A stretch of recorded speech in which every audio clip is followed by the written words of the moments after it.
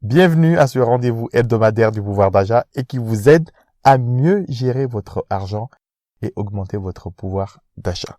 Je suis très heureux de vous accueillir, de vous retrouver sur le podcast www.paf.life. Je suis Nidwar Daoud.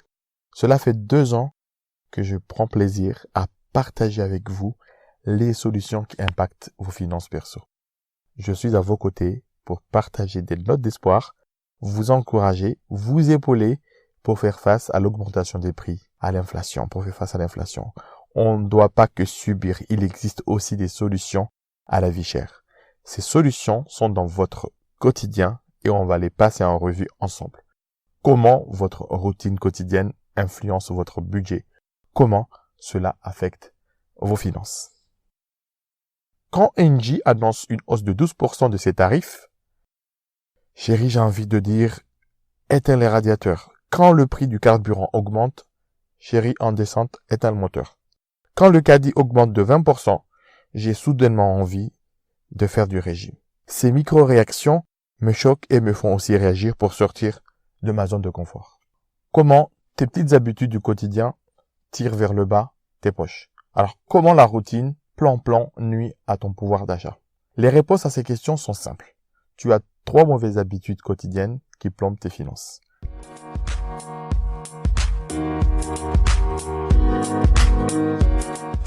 La première mauvaise habitude, c'est ta consommation, alimentaire ou autre. C'est révolu cette époque où tu poussais un caddie rempli plein de viande, de soda et tu te jettes sur les promos.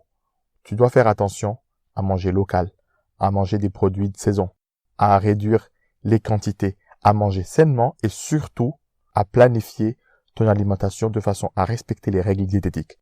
C'est bon pour ta santé, c'est bon pour ton portefeuille, mais aussi, c'est bon aussi pour la planète. C'est une aberration de commander tous les jours sur Uber Eats ou sur les applis de restauration.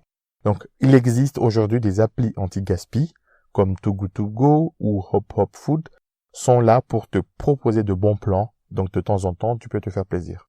Alors, il est temps que tu revoies ton alimentation en réduisant les quantités de viande parce que c'est bon pour tes finances, à avoir une consommation responsable, une consommation frugale, régulée, qui te rende service. Donc, arrête d'imiter ceux qui succombent à la fast fashion, arrête d'imiter tes proches, arrête d'imiter à tout ce que tu vois.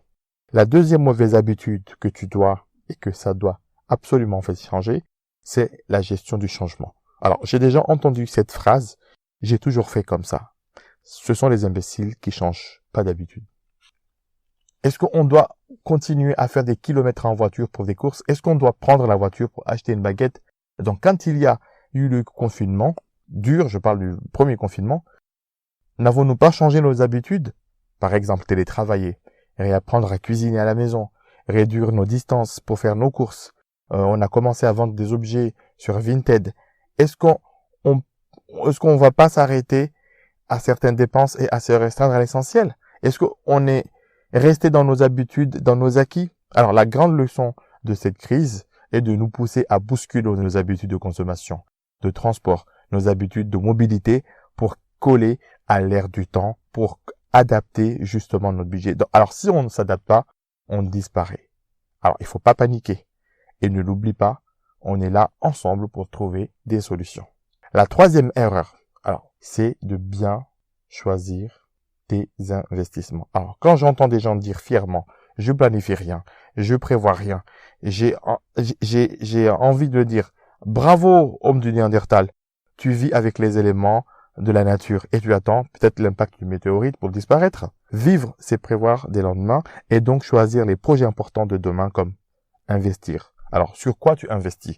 Ça peut être les études de tes enfants, ça peut être te protéger ta famille, ça peut être acheter ton logement, ça peut être anticiper ta retraite, ça peut être financer ton entreprise, ça peut être financer un véhicule, ça peut être d'autres projets de vie où tu es censé en fait les réaliser. Aujourd'hui, si tu ne prévois rien, si tu n'anticipes rien, quel adulte serais-tu? Quel adulte en fais-tu?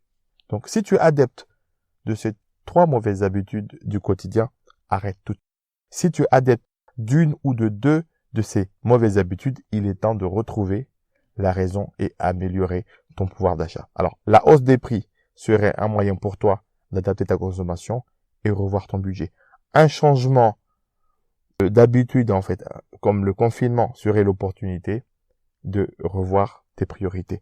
Avoir investi te donne des armes, te donne des outils demain pour faire face aux défis de la vie. Donc, si tu sens que tu n'arriveras pas à rompre avec tes mauvaises habitudes, avec tes démons, connecte-toi sur www.paf.live, rubrique le rendez-vous, et laisse-moi tes coordonnées pour que je puisse te rappeler.